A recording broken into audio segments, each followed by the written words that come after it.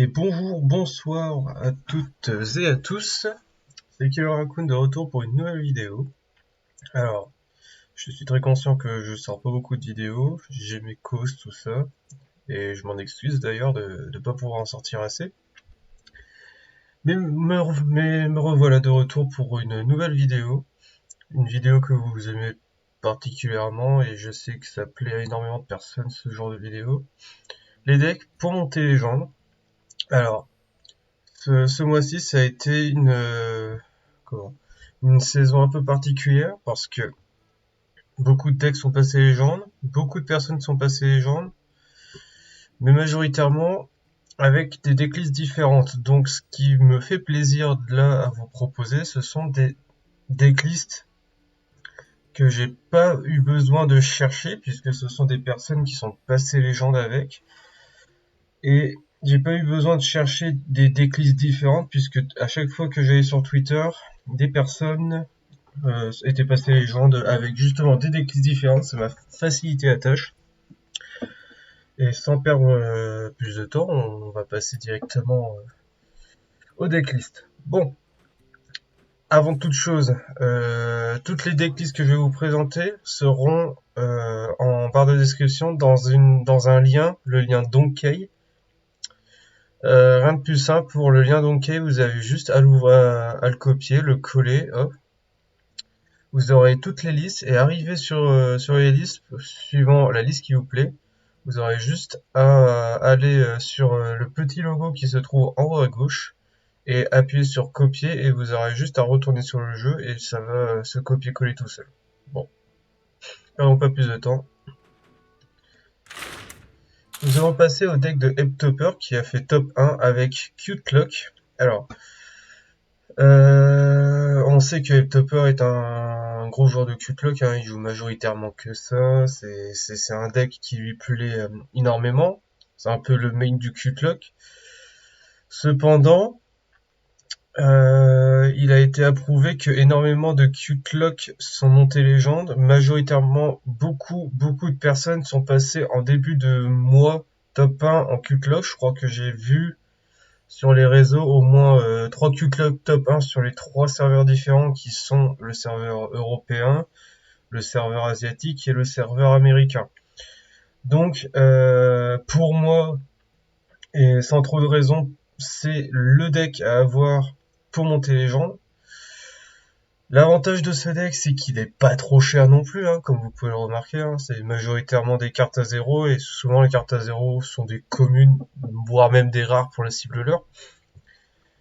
Et après, c'est vraiment commune, rare, rare, rare, rare, rare. Bon, c'est Jour des âmes, c'est légendaire. Et pour ceux qui vont poser la question, non, ce n'est pas remplaçable. Hein, c'est une carte qui est beaucoup trop forte dans le deck. Mais si vous voulez vraiment crafter la carte, vraiment pour ce deck-là, la carte est monstrueuse. Hein, franchement, il n'y a rien à dire. Donc c'est à peu près un deck low cost. Donc si vous êtes aussi nouveau joueur en wild, tout ça, ça peut être aussi un bon deck pour vous. Euh, Après, quel est le but du deck en soi? Alors le but du deck, c'est en soi le deck fait de la magie. Hein. Ça, y a pas à se le cacher. Hein. Le deck fait de la magie à lui tout seul. Euh, c'est comment? C'est un deck qui va essayer de prendre le board de façon très rapide. Hein. Comme vous pouvez le remarquer, hein, c'est des cartes à zéro. Donc vu que c'est gratuit pour poser, vous aurez tendance à poser les serviteurs et après les booster direct. C'est un peu le but du deck. Le deck aussi a juste un burst, hein, feu de lame, hein, ça peut tuer à distance. J'ai joué le deck, hein, ça m'arrive des fois de tomber contre un taunt qui peut être pénible et juste ce feu de lame peut létal. Rituel funeste est une carte qui est totalement broken aussi, hein, vu que toutes les cartes sont majoritairement des cartes à 0, hein, tu peux avoir une 5-5 genre tour 1, ça peut arriver. Ensuite, Uftisos, à elle toute seule, il prend 2 places et des 2-1, c'est plutôt pas mal. Et surtout, une carte de la nouvelle extension, l'institutrice loup de givre, hein, c'est coûte un cristal de moins pour chaque carte que vous avez jouée pendant ce tour. Donc, poser des serviteurs, tout ça, pour pas grand chose, pour après poser une 3-3 pour 0, je trouve ça quand même relativement broken. Et c'est ce que d'ailleurs tout le monde dit sur Twitter, hein, le cute lock est totalement broken. Et pour l'avoir essayé et testé, s'il y a vraiment un deck que je peux vous conseiller, c'est celui-là. Vraiment, je vous conseillerais aussi les autres listes de la vidéo pour monter les genres, mais si vraiment vous n'avez pas beaucoup de poussière, que si vous avez Séjour des âmes, vous ne l'avez pas et que vous voulez le crafter, vous pouvez le crafter, mais sinon, s'il y a vraiment un deck à avoir pour monter les légendes, c'est bien le Cute Lock, et j'insiste bien parce que c'est vraiment un deck qui est totalement broken. Et puis voilà quoi, il y a rien à dire, hein, les gens passent forcément très très vite légende avec ce deck, il y a pas plus à dire. Ensuite, nous allons passer au deck de... Alors, je sais pas comment ça se dit, hein, mais c'est un joueur chinois qui a fait top 1 en Painlock. Donc Painlock, hein, grosso merdo, c'est un peu c'est un peu un Darkler sans Darkler, si on peut dire ça. Le but du deck quand même, hein, c'est de poser des géants, comme le Darkler de l'époque. Hein, c'est vraiment poser géant sur géant, poser de la pression. Vu que ça peut tomber très rapidement, hein. Les grosses cartes à faire tomber, c'est Géant, Gnoll, l'autre Géant et Anétheron. Alors, il y a aussi majoritairement des cartes qui n'ont pas été jouées d'anciens Penlock, comme par exemple Zephrys. Hein. Zephrys, il me semble que de tête que dans les anciens Painlock ça n'a pas été joué, mais la carte reste quand même forte, hein, vu que le deck se vide énormément de ses ressources. On arrive très rapidement à des cartes en un exemplaire. Tamsin aussi. Alors faut savoir que Zephrys et Tamsin, moi personnellement, à mon humble avis, je les jouais déjà en Painlock. C'était pas forcément les listes les plus broken, mais les decklists marchaient quand même. Et c'est ça qui était exceptionnel d'ailleurs. Roy, il me semble qu'il y en avait qui en jouaient que un. Des fois, un, ça pouvait suffire. Là, il en joue deux. Pourquoi pas. Alors, le clou du spectacle, comment dire? Ça peut paraître bizarre vu comme ça, mais déjà, j'en ai vu quelques-uns en Painlock. Et tout simplement pour contrer majoritairement un deck, à ce que j'ai cru comprendre, c'est le Shaman Freeze, hein, qui, à cause de ce foutu élémentaire qui va geler tout le board et se booster derrière, faire clou du spectacle into le détruire, par exemple avec le toucher des Natsrim, bah ça va silence tout, et puis déjà par-dessus le fait que tu vas silence l'élémentaire qui gèle, tu vas aussi dégeler par exemple tes gros élémentaires qui vont pouvoir attaquer derrière. C'est à peu près le même principe que... Comment elle s'appelle?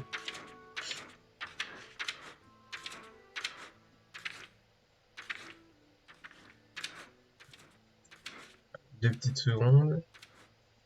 J'essaie juste de vous retrouver la carte.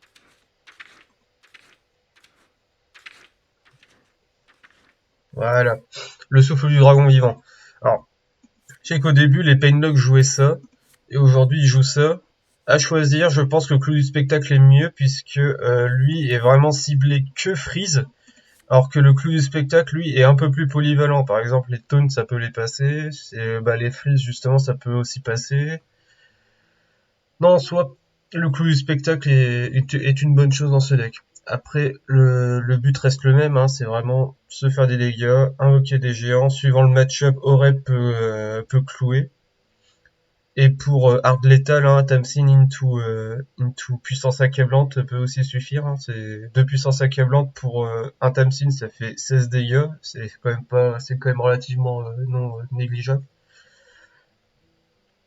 Et puis sinon, hein, le maître des gardes bataille, hein, qui permet aussi de létal. Hein. Mais voilà, le deck a énormément de menaces.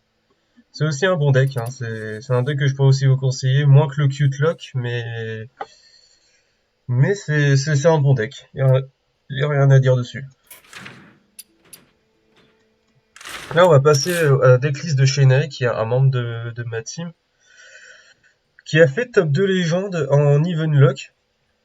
Alors j'étais en vocal avec lui quand je lui ai demandé ce qu'il jouait, il m'avait dit qu'il jouait Even Lock, alors je m'attendais pas spécialement à ça de sa part, hein, parce que de tête il me semblait pas que Shenai jouait Even Lock, mais soit, quand il m'a dit ça et que je voyais qu'il commençait à vraiment speed de façon hardcore, hein, parce qu'il y a pas à dire, hein, quand j'étais là, il est vraiment monté les gens très très vite.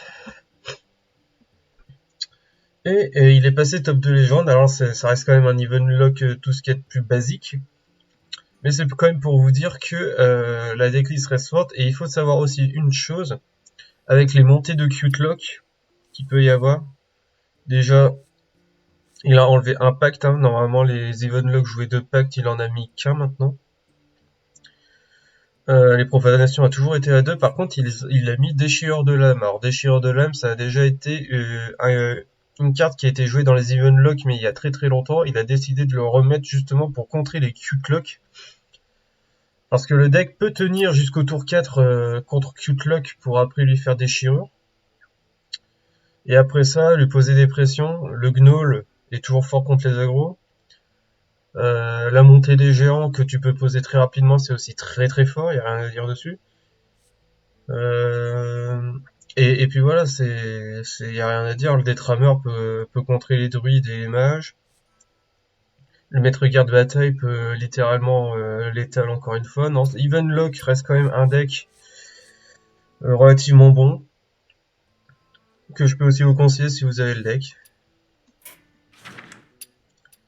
Là, on va passer au deck de Major Tom, qui a fait top 5. Alors, contrairement à celle de Shenai, par exemple, lui, il joue pas les bombes de matière, il joue les Drindem. Il joue de pacte, il joue pas les déchirures, donc à mon avis, il doit pas trop avoir peur du Q-Clock, ou il a pas dû en affronter énormément. Et par contre, il joue Locolar, donc moi personnellement, j'ai joué Locolar au début.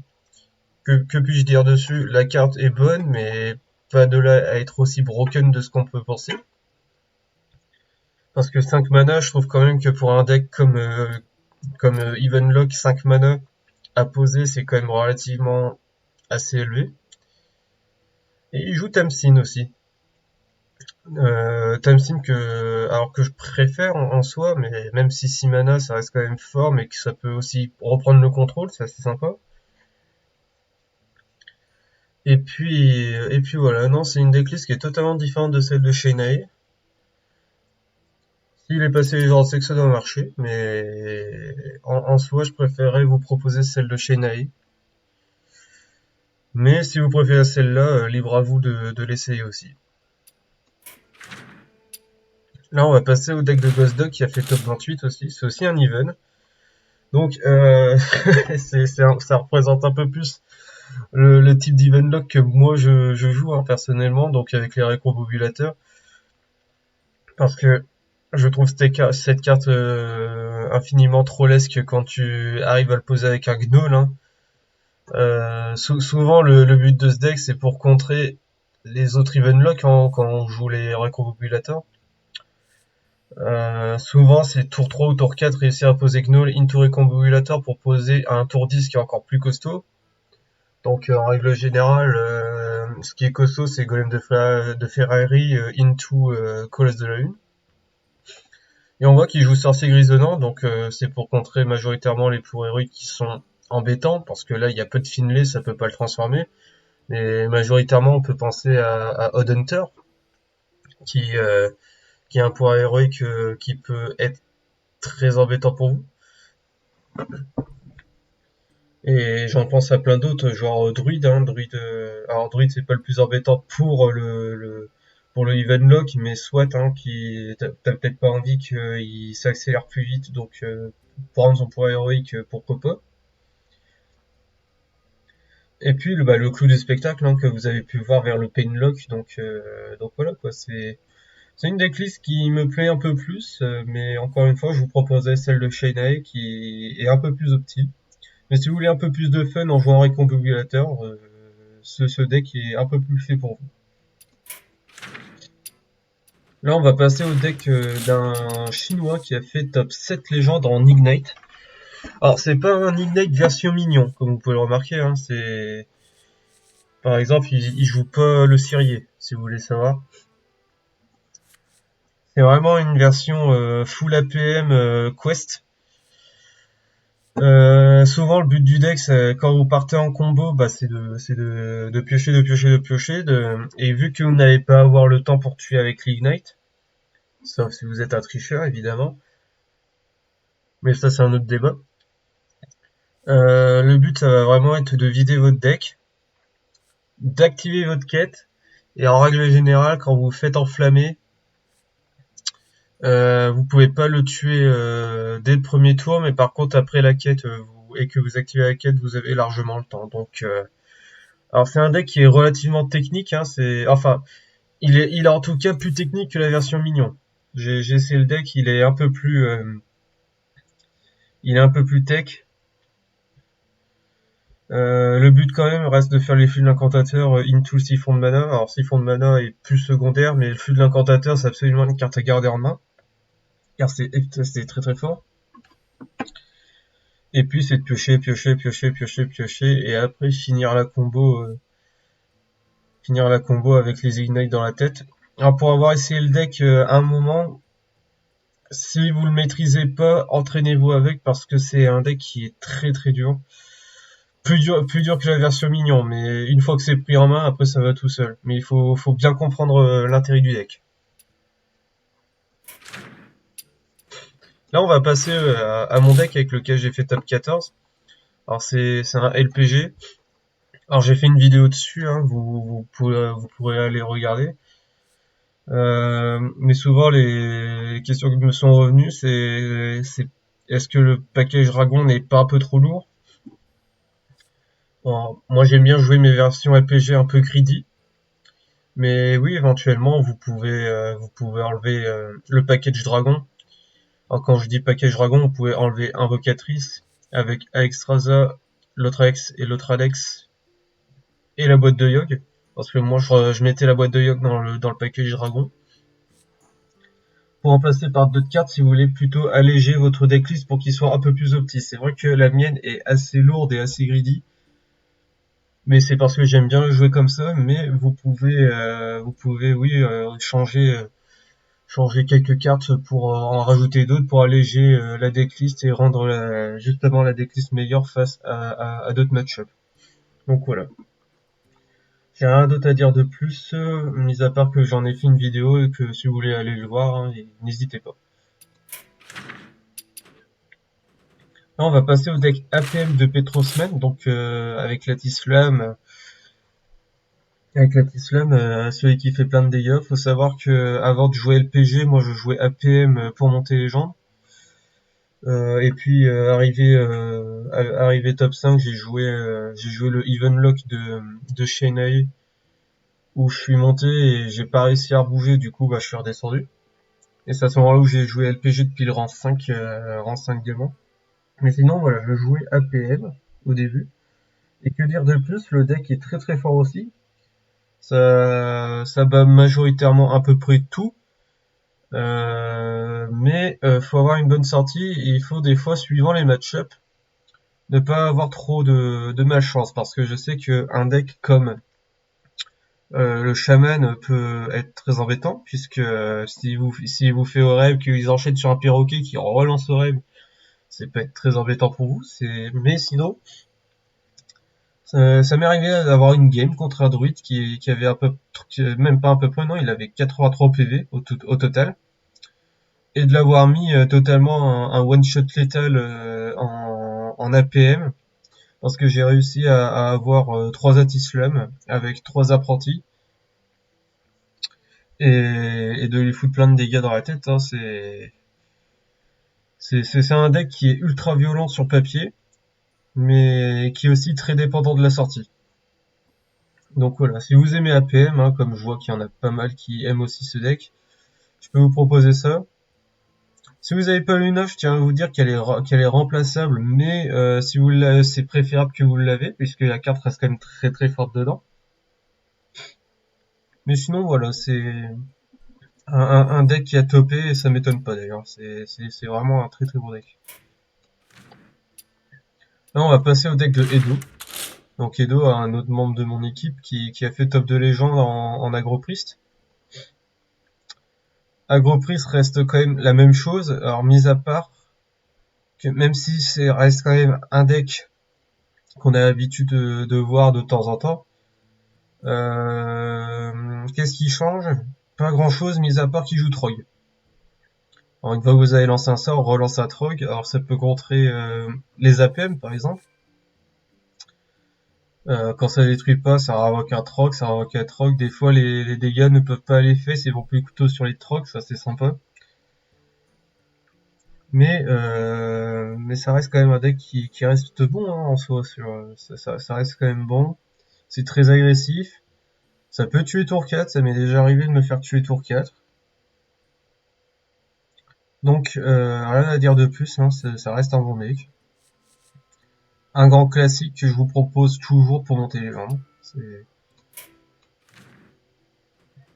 Là on va passer au deck de Imic, qui jouait Miracle. Alors je tombais ça sur Twitter, j'ai vu son score, j'ai vu son top, j'ai été assez surpris de voir ça. Mais surpris, mais plutôt agréablement surpris. C'est vraiment le genre de deck que j'aime voir. C'est de la nouveauté qui fait un bon top, c'est sympa à voir, c'est vraiment top. Alors quel est le but quand même? Il faut savoir que contrairement à la version standard, où la version standard jouait plutôt où est-ce qu'elle est? Ralliement pour invoquer les autres, lui il n'en joue pas. Donc c'est vraiment c'est tu poses et t'essaies de faire de la magie après. Drektar peut beaucoup vous aider. On a encore les animatisseuses, Tiswall et Élémentaire qui sont exactement les seuls serviteurs du deck. Perspicacité peut permettre d'aller le chercher et de réduire façon ce que vous avez, sachant qu'une fois réduit, la majorité des cartes peut être très très forte aussi. Et après, si vous faites de la magie, hop, quand vous ciblez, ça redonne, ça réduit, ça réduit déjà de 1 de base, donc ça fait moins cher pour réduire, pour relancer, tout ça. Le deck a l'air très très bien sur papier. Je pense qu'il a l'air quand même à être assez faible en fonction de dureté, mais pour avoir joué déjà ce deck en standard, une fois que c'est posé, ça peut être très compliqué pour votre adversaire, mais il vous faut quand même un petit peu de temps pour le poser. Donc c'est pas le deck que je vous conseillerais pour monter, mais si vous voulez jouer un petit peu fun, vous pouvez jouer ce deck là, c'est un deck qui est fun, et ça c'est vraiment cool.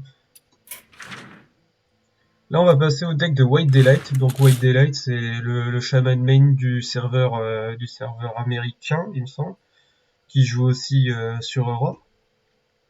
Alors il joue Big, j'ai vu qu'il était passé top 5 légende ce matin en Big, donc c'est pour dire que le deck marche toujours. Il avait plutôt un bon win rate sur papier aussi. Donc c'est agréable aussi de voir un deck comme ça faire un bon top. Qu'est-ce qui change après Il joue l'Anglacer, là, ça peut tenir les gros decks comme Painlock, Evenlock. Et suivant en fait, alors beaucoup ne savent pas, mais c'est aussi un deck qui peut battre les combos. Mais il n'y a qu'une carte qui peut battre les combos, et c'est justement l'appel des ancêtres. Suivant ce que vous affrontez, l'appel des ancêtres en fait peut faire tomber la carte de la combo si votre adversaire en a un, sinon bah tant pis, mais sinon c'est la seule carte anti-combo entre guillemets, hein, le but ne reste pas quand même de contrer les combos avec ce deck, mais ça peut être une carte sur papier qui peut battre les combos. Après, le choix des big serviteurs reste quand même E-Charge, Colosse et l'aileron, l'aile noire. qui peut one-shot des géants, lui qui peut tenir les agros, lui qui peut foutre une grosse pression, et lui qui réinvoque des serviteurs du deck. Alors, on remarque quand même que, contrairement aux anciennes listes qui ne jouaient pas quand même les cartes, Esprit Ancestral, voire même, où est-ce qu'elle est, Réincarnation, ça reste un deck qui doit poser des serviteurs, et par contre vous n'avez pas voulu les faire détruire, parce que une fois que vous avez passé toutes vos ressources, ça veut dire les 2 appels, les 2 Eureka et tous vos serviteurs. Une fois que vous avez passé ça, mis à part le roi lèche pour gratter un petit peu, vous pouvez plus rien faire, donc faut faire gaffe avec ce deck, en tout cas. Alors, là on va passer au Shadowwork de Shane, que j'ai malencontreusement dû affronter pendant ce speedrun. Un Shadowwork assez embêtant, mais tout ce type de Shadowwork sont assez embêtants en règle générale, ça reste quand même un deck qui contre. C'est un peu un anti-méta si vous préférez, entre guillemets.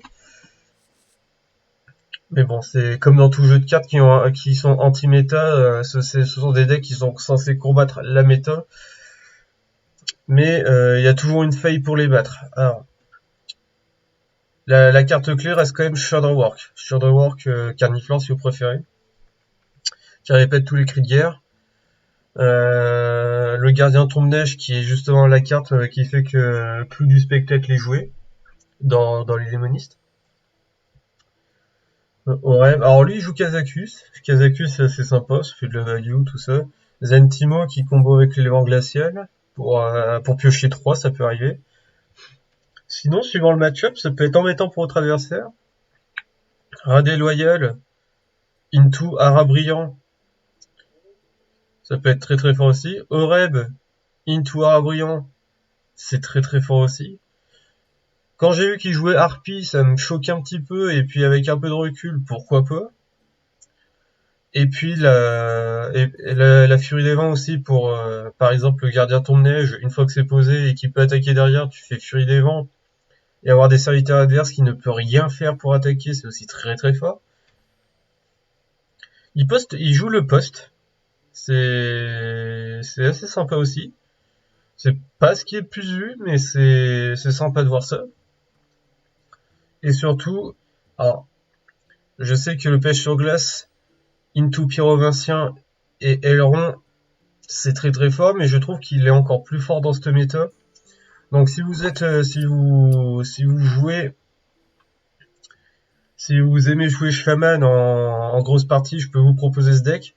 Parce que c'est vraiment le Shaman à jouer en ce moment, c'est la version Carniflore Freeze anti-méta, qui reste quand même relativement fort. Et puis voilà, j'ai rien à vous dire de plus, à part que ce deck est très très bon. Alors, on passe aussi au Shadowwork de Mata, qui est totalement différent de celui de Shen.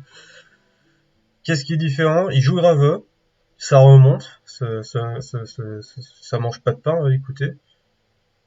Il joue la brute de Pistoboom et il joue surtout, alors il joue aussi 2 cartes que j'avais la tendance de jouer aussi, c'était le Branchi Rasoir Into Mutanus, pour pouvoir le sortir tour 5.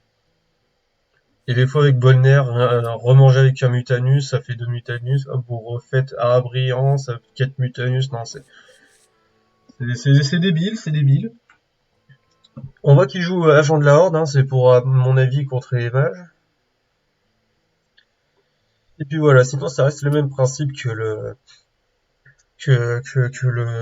Shadowwork de Shane, donc je vais pas trop m'attarder dessus, mis à part que, encore une fois, comme vous pouvez le remarquer, le deck marche aussi très bien. Là on passe au deck d'un chinois qui a fait top 1 légende. Alors qu'est-ce que c'est? C'est un Ktun druide, hein. Ça peut paraître bizarre vu comme ça pour les personnes qui connaissent pas trop ce qui se fait en MetaWine, mais le Ktun druide est un deck qui est étrangement solide. J'en ai affronté et bizarrement ça tient bien. C'est un truc que j'arrivais pas à comprendre et puis soit, hein, écoutez, pourquoi pas. Quel est le but du deck? Alors, en règle générale, le but du deck c'est de faire de rassembler les pièces de Cthulhu pour l'avoir. Et bon, bah, comme en standard, vous faites soutien lunaire, vous récupérez Cthulhu, vous jouez, vous en avez un deuxième, ça fait 60 points de dégâts, c'est fort. Sinon, des fois, ça peut être aussi essayer de faire concéder votre adversaire par manque de par manque de solidité du sien. Par exemple, les graines de poison contre Evenlock, même si après ça peut aussi relancer les Evenlock, tout ça, etc. Les decks combo avec Mutanus, ou voire même Acclimatation, parce que les decks combo ont tendance à aussi avoir beaucoup de cartes en main, etc. Contrer les agros aussi, par exemple Eclipse solaire, Into embranchement, pour faire, alors ça m'est déjà arrivé, me prendre 64 d'armure en un tour avec ce deck. C'est totalement débile. On voit que le chinois joue Mutanus. C'est vrai que j'avais fait vite fait allusion, mais Mutanus n'est pas joué de partout. Mais ça reste une carte qui peut être sympa. Surtout que... non, y a rien à dire, hein, ça reste sympa. Mais vraiment, le but, c'est de finir le Cthulhu et vraiment de tenir jusqu'au bout. Parce que sinon, ça risque d'être un petit peu dur. Là, on passe au deck de Larat, qui a fait top 4 Alors Larat, qui est un autre membre de ma team, qui a fait top 4 légende en Mechatoon Druid. Alors, c'est pour aussi dire que le Mechatoon Druid marche aussi très bien. Il n'y a rien à dire dessus, ça marche toujours très bien. Et surtout, alignement céleste, une carte qu'on ne voyait plus trop en ce moment, mais qui est encore jouée par quelques paliers de joueurs au top légende, dont Larat qui continue à le jouer. Mis à part qu'il coûte un de mana de plus, qu'est-ce qui change? Bah, pas grand chose, le but reste quand même le même, hein, c'est de guider le deck, vous faites Mechatoon, et vous faites graine de poison. Alors aussi une chose à savoir, vu que souvent votre board va être full, et que vous devez viser aussi un deuxième alignement, faut pas oublier que de faire Gloop into graine de poison vous permet de gagner de la mana, donc vous pouvez en claquer une facilement aussi. Mais le but quand même est de toujours garder une graine de poison pour le Mechatoon et pour l'état de l'adversaire. Donc ce deck qui peut faire top 4, ça peut être étonnant, comme ça peut l'être pas. Mais c'est sympa de voir un deck comme ça toujours faire de top. Là on passe au deck par contre un autre Mechatoon totalement différent, celui de MX Remo. Qui joue pas une version alignement, mais une version avec Goof, ou Guff, pour ceux qui se posent la question. Par contre, lui est plus orienté vraiment à beaucoup de mana et tenir avec la brute. Donc la brute, hein, c'est un peu le package full armure. Le full armure où vous faites brute, into des abeilles avec le gloop, bien sûr. Vous faites brute, gloop, abeille, écaille, vous avez à peu près 2000 d'armure. Et après vous tenez le coup, vous faites Mechatoon into graine de poison et c'est bon, c'est plié. Donc voilà. c'est un peu le même principe que le Mechatoon de la rate, même si je pense que le Mechatoon de la rate est un peu plus rapide. Mais si vous souhaitez une version un peu plus lente qui dure dans le temps et qui est assez fun avec les brutes, pourquoi pas. Donc, je peux vous proposer celui-là. Là, on passe au deck de H, qui a fait top 9 légende en Odd Hunter. Je vais pas trop m'attarder dessus parce que vous connaissez le Odd Hunter, vous en affrontez pas mal. Ça reste quand même un deck qui est bon, c'est toujours fort contre tout type de match-up sauf Druid. Druid aura tendance à plier les chasseurs. Sinon, ça peut être très bon contre la majorité du reste. Je vais pas trop m'attarder dessus, vous connaissez déjà le deck. Là, on passe au deck Odd d'un chinois aussi, ou d'un japonais. Alors, je vais peut-être un peu plus m'attarder dessus, mais pas trop quand même. Qu'est-ce qui change de la version de H? C'est que déjà lui, il joue les Scorpides into les Oreb. Alors, je pense qu'Oreb, c'est plus pour contrer les druides ou les mirrors. Et le Scorpide, c'est pour contrer les decks géants des warlocks. Après, le but reste le même. Si vous aimez moins cette version, je peux vous proposer celle de H, qui reste quand même bonne. Mais sinon, si vous préférez une version avec Orep, pourquoi pas. C'est une bonne chose aussi. Mais sinon, le principe reste le même, des dégâts, hop. Vous faites le tavish.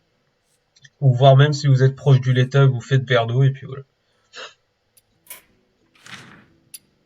Là, on va passer au deck de LG Fan, donc le joueur de la THL. C'est un aggro paladin, il a fait top 3 légendes. C'est un aggro paladin assez spécial, puisque je savais pas que la decklist pouvait être aussi viable au-delà de 4 mana. Et je vois qu'il joue Bénédiction d'autorité et Cariel surtout. Quel est un peu le but? Alors le but, ça reste quand même d'agresser, c'est pas un mystère non plus, mais on voit quand même quelques nouvelles cartes. Dans le deck, hein, bien sûr, un Murger qui était pas trop joué, on le voit quand même dedans. On voit Protectrice de Gîte-Pierre, c'est plutôt étonnant. Qu'est-ce que ça peut ramener? Ça peut ramener Noble Destrier, pourquoi pas. Main d'Adal, c'est peut-être la meilleure à avoir. Ou Cristallographie, si vous souhaitez avoir de la ressource en main. Appel aux armes reste quand même la meilleure carte à avoir. Drektar permet de réinvoquer tel un appel des armes. Le seul désavantage, c'est que ça peut ramener Protectrice. Le pont de Dimbaldar permet quand même de booster ces petits serviteurs qui sont assez fragiles sur papier. Et sinon, élection d'autorité, ça permet un gros monstre. Et Cariel permet de limiter les dégâts, ainsi de booster des serviteurs de la main. Alors, pourquoi pas. S'il a fait le top, c'est que le deck doit marcher, et je pense qu'il a le mérite d'être essayé au moins. Là, on va passer au deck de Otters, qui a fait top 15 en Cute Log. Non, pas en Cute Log, comme vous pouvez. En Cute Rogue. C'est pas tout à fait pareil. Alors, qu'est-ce qui change un peu d'habitude? On voit qu'il joue Maestra. Donc on saura jamais ce que c'est vraiment, en fait. Mais la Maestra Into le Gnoll, hein, pour avoir des cartes pas trop chères. Institutrice peut être très très forte aussi. Sinon, je pense que le but reste le même, hein, c'est de faire Edwin et de faire de la giga magie en posant des serviteurs sur serviteurs pour qu'ils soient boostés à mort. Et que je crois que c'est tout, puisque il ne joue pas le dissimulé de ce que je vois. Il ne joue pas dissimulé, donc les serviteurs sont un peu plus vulnérables, entre guillemets, même si il me semble que la méta n'est pas trop fixée en tant que pet gros monstre, entre guillemets. Parce que il me semble qu'il n'y a pas énormément de decks qui peut se permettre de détruire les gros serviteurs, donc peut-être que dissimuler apporte plus son intérêt. Donc il joue les deux Edwin. Et puis quoi dire de plus, il joue voleuse de baguette, hein, c'est pas ce qui est de plus de présenter, mais pourquoi pas. Sinon voilà, le but reste le même. Mais c'est intéressant de voir une decklist comme ça topée, c'est assez sympa. Bon écoutez, j'espère que la vidéo vous aura plu. La vidéo a été un peu plus longue que d'habitude. Ça, j'en doute fort. Non, j'en doute pas, justement. J'espère que aussi ma voix n'a pas été trop un problème, hein. Comme vous le savez, je suis malade, donc forcément, je sais que j'ai eu du mal à parler personnellement. Donc j'espère que ça vous aura pas trop dérangé. En tout cas, j'espère que la vidéo vous aura plu. Je peux toujours vous inviter à vous abonner et à mettre un petit pouce bleu et continuer à me suivre pour les nouveautés et les actualités wild françaises. En tout cas, en attendant la prochaine, je vous dis tchuss et amusez-vous bien.